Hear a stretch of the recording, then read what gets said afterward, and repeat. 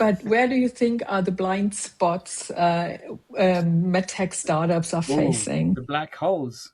Yeah, the black holes. Yeah. It's in the spaces in between.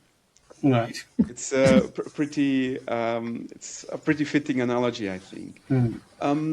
What ends up happening is that the success factors ultimately end up in clusters, and the clusters follow the natural position of the specific founder or type of company, or let's call it the DNA of the company.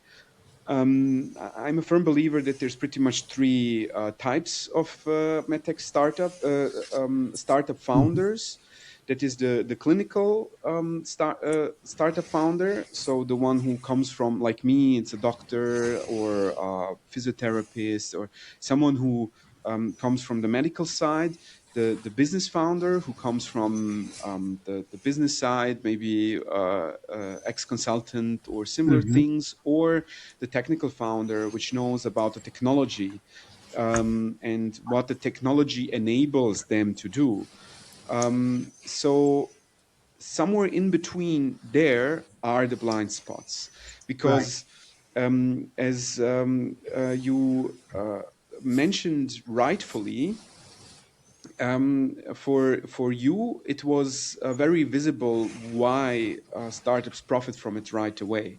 But when you are in one of those three worlds, the founders often stand or get trapped into their cluster. So they're looking at the clinical side and say, when this works, everything will work out.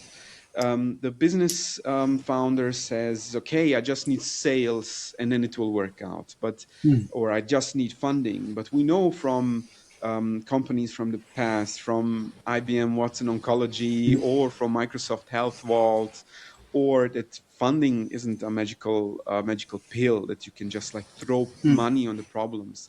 It doesn't solve clinical adoption.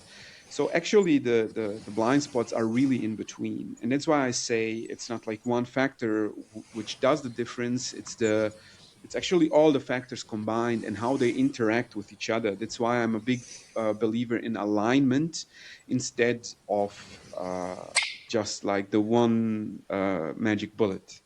Yeah, I've even seen companies say, oh, the product didn't take off in this geographical region. Let's move it to this geographical region because the healthcare system is different. Maybe it's going to work there. I mean, from your experience, what are the common areas that you see medtech startups trip up or fall?